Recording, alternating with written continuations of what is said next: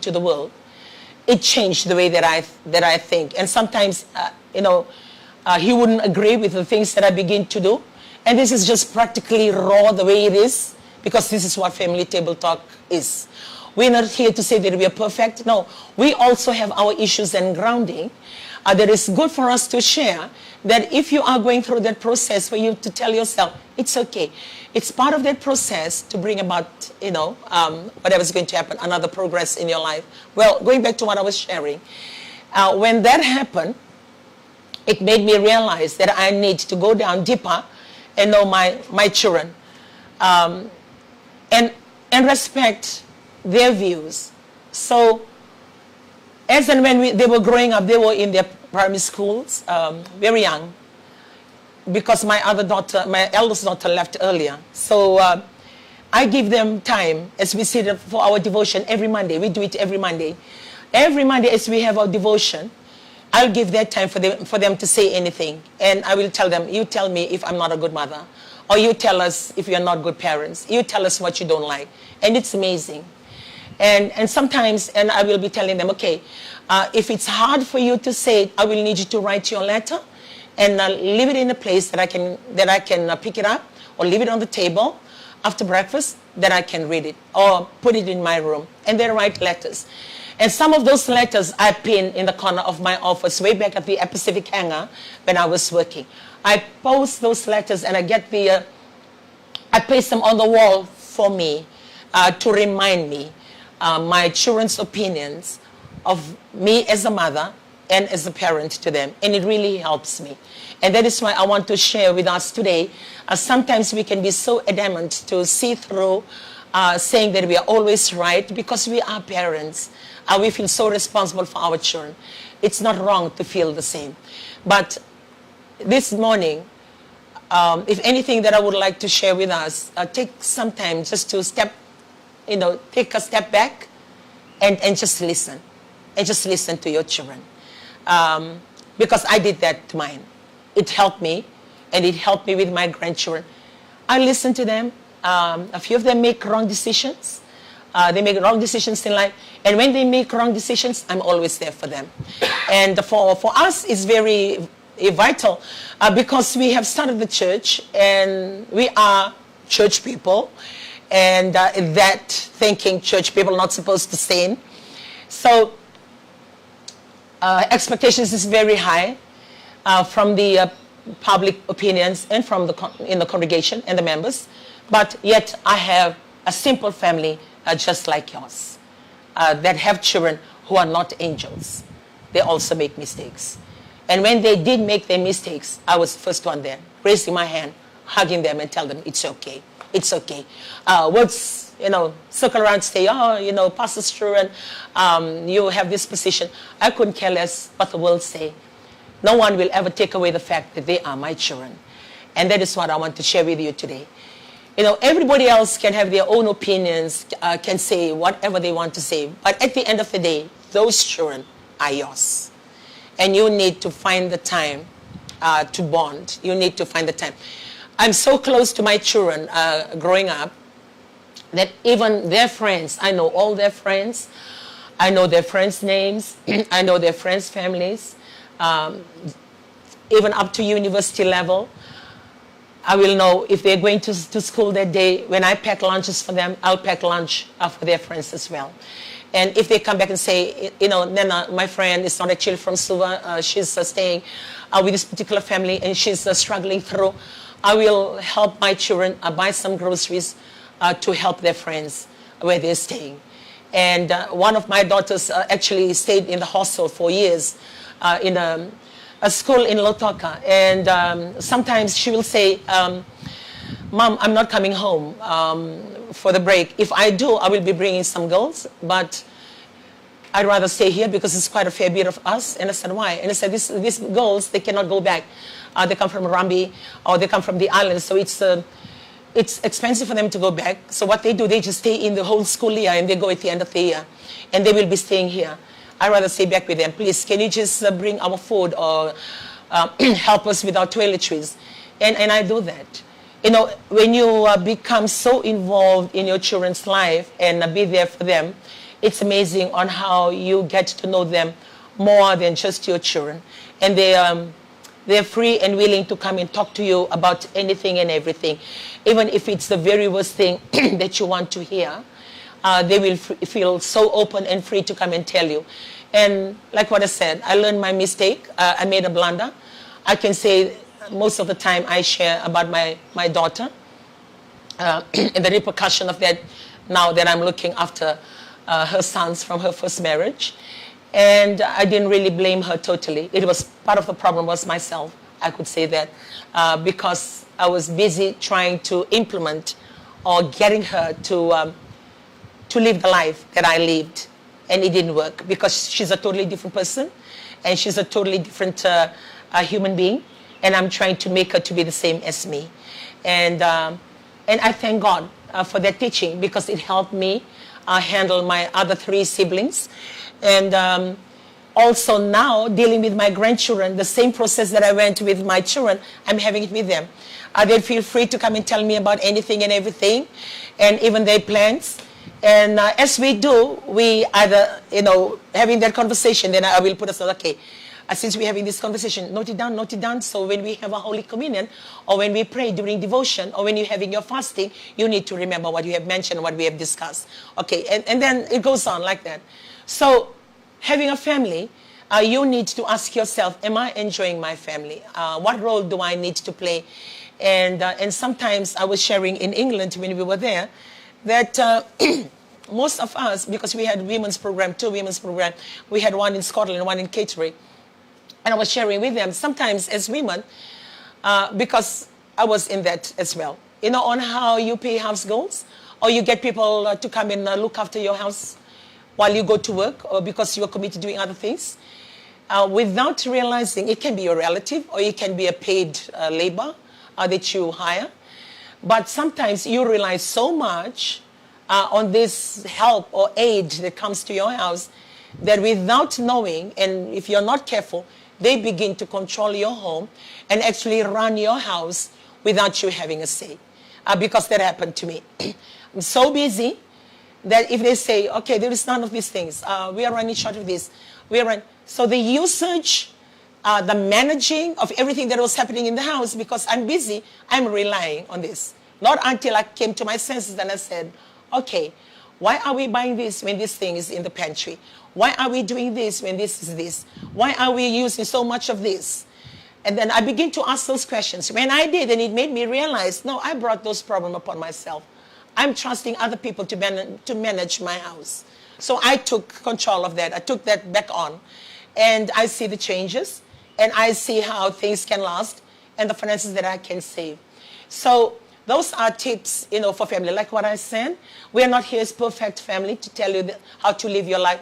We are sharing basically our experiences and the process that we've come through to make us who we are today that can help you in any way. I will go back to what she was sharing about raising your children to the level that you were brought up. Because the environment changed so much and so frequent, sometimes very, very different. Yeah. But we expect our children to grow up like us in a very different background or environment. Now, I will speak on accepting your children when they make mistakes, not condoning the wrong or the sinful life they live, but how to help, how to adjust, and how to handle their life.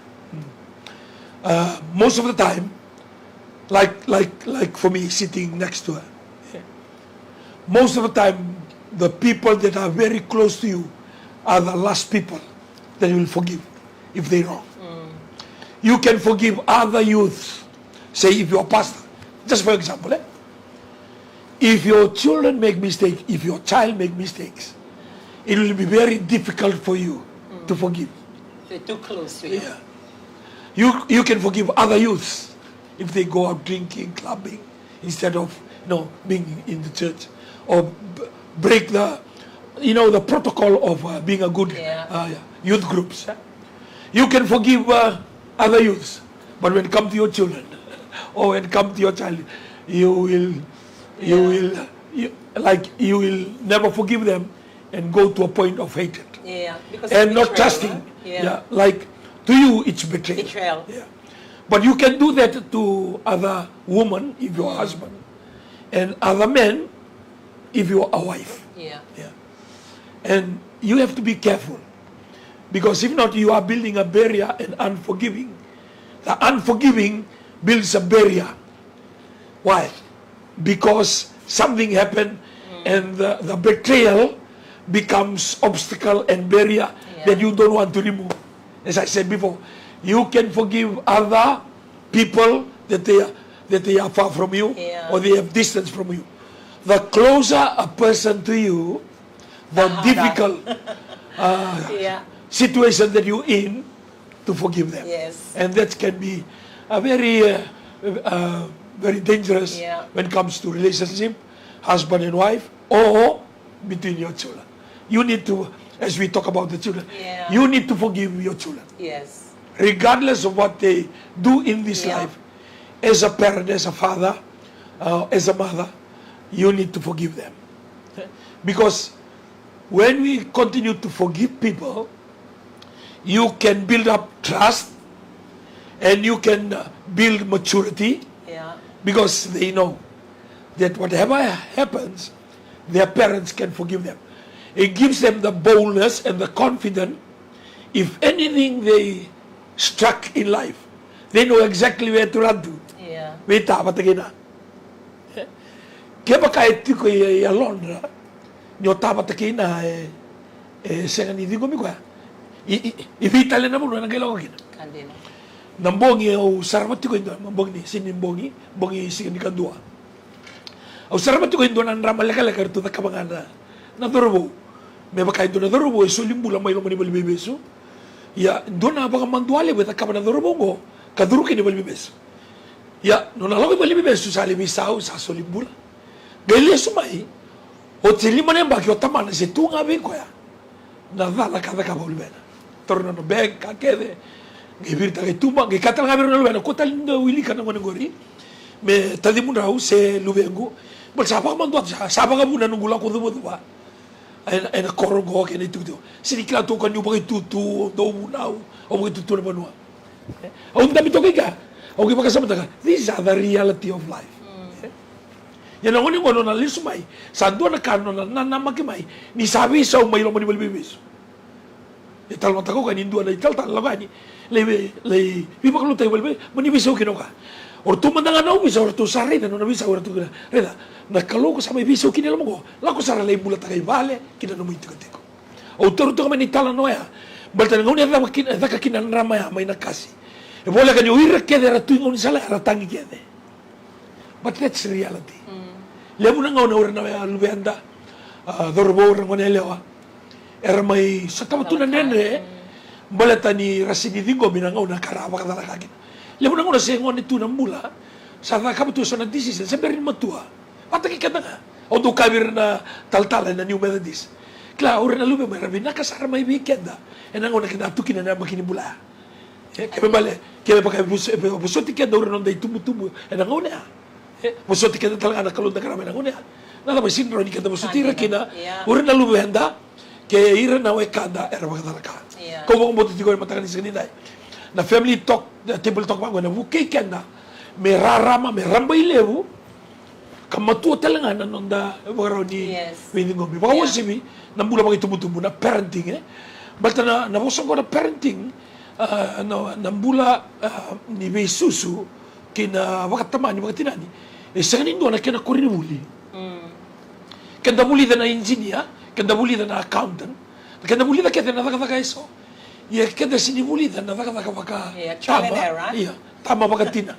Ilang una nadala nga kaya dari damay dala sinindo na muna menda tumberi kina menda pakamadal tagila so nakago kau baka puta na muna ilele buti ko kina bigyan na biwakani pinakapagalebu na nung daw siya mati ko may na family table talk kero may waseti ko nga nakakero daw duruma nakakero sa tama pata kina bigara ti ko kina lebu nang giri ala ko tumay nang giri sinita karawa na lenga sinita karawa sinindo ero ni handle takan doon Hindi the viewasita ka pakakongo, when we come and share on the table, on the family table talk, it will assist us at least to enlarge our knowledge and give us more wisdom and understanding how to manage. It is the word managing. The managing is look after the things that is on the table. Yeah. The problem is on the table. The challenges is on the table. Your children is on the table. It is how to handle. Yeah. That is the trick. How to handle. Motuban na mga lava na may kasatugori and ang dala ni Tebeli. Kada vengar kita. Vengar mga italtala, vengar mga lulu niya busa, vengar mga turani koro. Dombe ka parang tingin ko, iko buno ni nakadako, iko leway retu, na tamata nakadaka. Iya may mali, iko sinilewaraw to ko, ito na lumemo, siro na lumemo. You control well in your workplace, but even at home, we are not controlling well. With a family table talk like this, I believe that we are given the opportunity to help and to learn from the experience that we went through from those years, and we're still going through now, and especially the phone calls, the email, the text. Now we have the Viber, long Vibers of the problem that is out there. Yeah, no one is perfect. Yeah. No one is perfect. For me, the basic thing that we would like to share with you, just try and love the people who love you. Check your, measure your temperature of love. How much do you love your children? How much do you love your spouse? Because once you know the level that you are at, then you will be convicted or be reminded of the things that you need to do. Sometimes we are so involved with a lot of things, we forget the very people that matters. And we are so, out there. We give most of our time to other things and other people. And we forget the very ones that really mean a lot. And I always say to my family, for me, it's God first, because I am a Christian, I believe in God, or anything to do with the things of God. And the second are my children. I've worked for years. I'm 56, turning 57 in May this year. And when I look back in all my employment and all the work that I've been in, I have friends, but I've never gone out. I've never gone out in the evening to have coffee, or I've never gone out to hang out or socialize. I don't have a social life. Yeah, my life can be boring. But for me, work is work, and I know when to go home to my children. Nothing else matters than my family. And my family becomes the utmost thing in my life. And that is why, as and when things happen, I take ownership of it. It's either I do my check system and say, I'm not a good mother when it comes to this. And like what I said, I shared a bit on how we always impose the way that we thought that it's the best growing up, because everything was at its minimal. Or sometimes you grow up eating vegetables, and now you dish out vegetables to your children or to your grandchildren, and they say, I don't want to eat this. Or they toy around with their food, they eat all the meat, and they leave all the greens.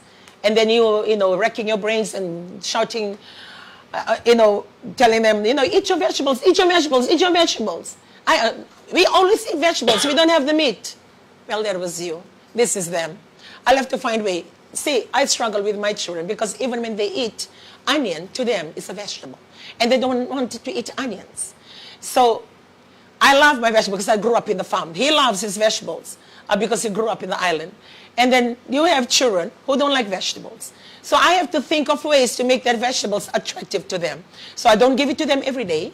I try and think of ways, give them a break, and then they enjoy today, and tomorrow hit them again with vegetables. So I have to think of all those processes.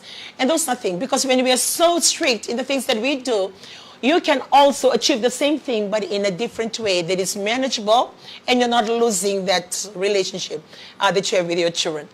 And I want to share with us a story about one of my daughters. And back to what I always say, when you're so perfect, when you're so thinking that this is the best way to do. I'm a perfectionist. A lot of things in my life has happened to sort of relax. You don't need to be perfect. There are other things happening in your life. And I like those kind of a situation, because it throws you into a place of self-realization to think. And I said, okay, this is reality. And when I say that, it's like if I leave home in the morning, everything is done.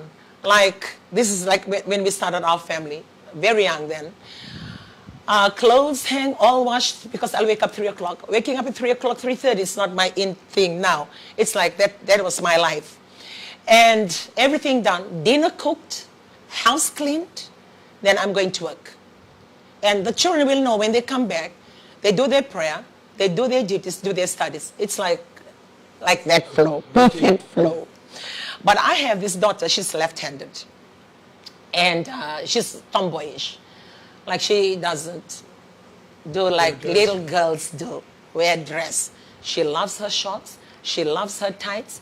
She doesn't wear anything at the top. And she's going around bare. And that's her. When she goes to school, in the primary school, she doesn't play netball, she doesn't play volleyball, she plays rugby. She does the opposite. And I've never had that experience. I don't even play any games. I don't know how to play netball. But the only game I play is hockey. Other than that, I don't know any other games. The volleyball, the only thing I know is hit the ball to go over the net. Other than that, I don't know the rules. Well, and then you're faced with this situation. So every time she gets home, because they always go in this bus, the driver, Vadules, we call the driver Vadules. And I know she's listening in from Germany and she will know. It's a Moti bus. And this bus, like, it brings them from school, like all school students, and drop them, and like it's closer to home. And every time, it's either Vadules is sending the message, your daughter's bag was in the bus. Like, it's either she'll get off the bus without the bag, or she will not wake up, and she will wake up at the bus end. Or if I come back from work, I'll be picking up her school bag from the gate. As soon as I come to the gate, school bag, and walk a few steps further, her shoes, and run to the door, her uniform. And I said, okay. Every time I'm telling her off, come here. How many times I have to tell you, put your bags properly when you come in, pick, the normal thing mothers do. And I know mothers always doing that. You know, like we are always the one close to our children. And if they, take the percentage of voices in the house, I believe ours will be 90%, the dads will be 10. Because our voice is like from the morning, lunchtime, nighttime, even when they're sleeping, you are still talking to yourself. So the sound of your voice is filling up your house. Well, this was normal for us. And one particular afternoon when I came back, it was a birthday for one of my children. So I thought, okay, I'll go home and we'll go and buy the cake so we can just have a small celebration at home. And I came and I called her out. And I said, Thea, come. We're going to buy the cake. You know, the thing that she said that day really struck me. And it changed me. Because when I called out to her, we have our shoe rack on the wall next to my bedroom. So I just called out and say, get your shoes. We're going to buy the cake for the birthday. And I walked into my room. I was still at the door to my bedroom. Then I heard my daughter. Her voice was so excited, and she called out to her other siblings, and she said, wow, my mommy loves me. My mommy loves me. And she was fiddling around looking for her shoes. When she said that, that's like a big jolt. I stood there and I said, then I came to the realization, why would my daughter think that I just love her now when I love her to bits because she's my daughter? So I looked at her and she just stood there so excited, jumping up and down. Kola, my mommy loves me. Elijah, my mommy loves me. And when we went in the car, I didn't know what to tell her. So halfway, because we were driving to Namaka, we live in Malawai. And halfway through the drive, I looked across to her and I say, do you know that I love you all the time? And she said, yeah. She looked at me, Mommy, you love me. And I said, I love you. I've always loved you. No, because you're always telling me off.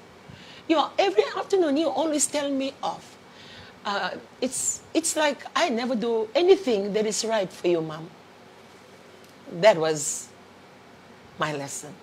every time that I was correcting my daughter to live right because of my expectation, not to have a mess in the house, things to be in place,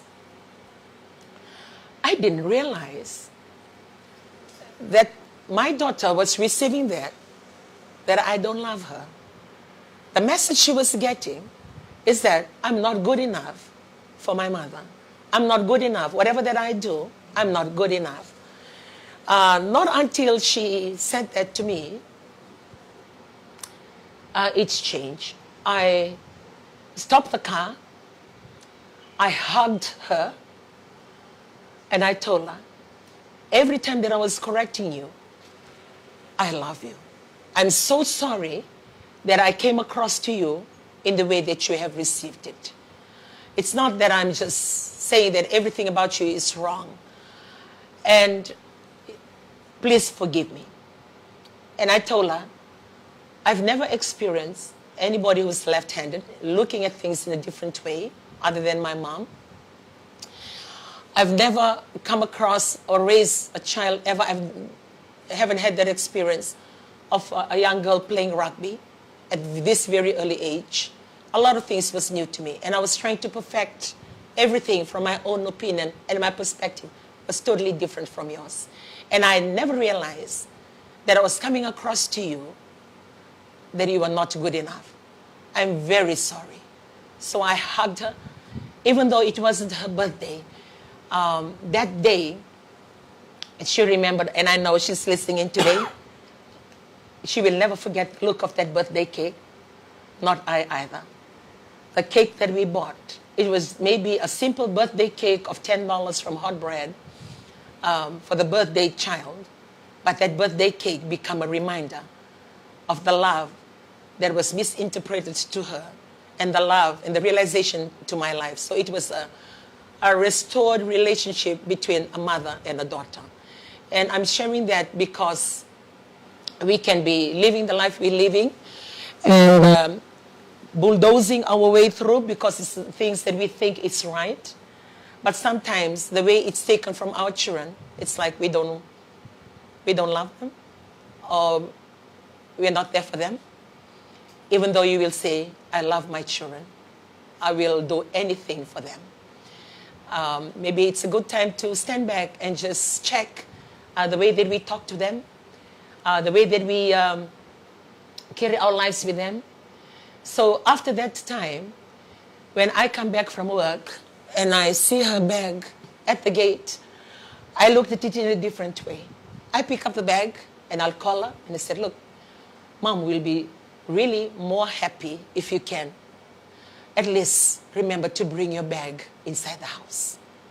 I still manage to achieve what I want to achieve, but in a different way for her to understand, regardless of her mistakes, regardless of the wrong things that she does, I love her as a daughter. Yeah. Most of the time when we speak and most of the time when we teach, it's good because we teach. Yeah. We want our children to be good. Yeah. But it's the way that we do things. It can be misinterpreted. Yeah. So it can be a misunderstanding or a communication breakdown. Yes. The other thing that we can say, that we can improve, not only speak when things are wrong, Yes. you also compliment when they do big things. Exactly. Yeah. I like that. Yeah. Because most of the time we only talk, we only Yeah. speak When it doesn't work out. when something is wrong Yeah. or somebody make mistakes. But we never compliment. When Like for example, when you get off the bus, just tell the driver, thank you so much for the drive. Thank you for arriving safely to the bus stand. Or thank you, driver, have a blessed day. We tend to focus on the negative. We focus on the things that are not right. Yeah. But there's a lot of things that are right. Yes. But because we don't Say mention, it, yeah. that's why the good things are not displayed, and we are focusing on the negative, and we are not focusing on the positive. Say, for example, if something happened and it's not according to what our expectation, the news will be spread very, very fast and very damaging, and the social media will be just full of negatives. But if somebody do something good, like that goodness is unnoticed because we focus only on the negative. So when the goodness come, kita sa katuni kila, kita sa katuni tombo karaw, nindo na kami nagala ko tikot. Dabi ba kaya natagin mataka? Oh, good morning. Ano minaka? Wiutin man nga. Doon dapat patungan na doon yung daw. Doon siya nga doon na rumo. Doon mula siya doon naman. Nindo ang kami kami doon. Doon biso tayo mga, ano minaka? Oh, you look good today. Yeah. Those good words is take good things and build good relationship. Yeah. Yung kibaga ko sa wawato nga, mindo nga nakalilay, you only comment when things are not right. Yeah. We don't comment when things are okay or even better. Yes. And I believe those words of commendation, you are building a character. And you build up the trust between you. Yeah. The relationship becomes stronger and stronger because we are focusing on the right. We are not focusing on the wrong. Doon ang una, utakamulit ko na lesson mo. Okay ko tamayin doon ang tabahaway. Kaya may mamatu. Okay, bitin ba ako? Okay, na. This bottle here is half full or half empty. Kailan may half empty.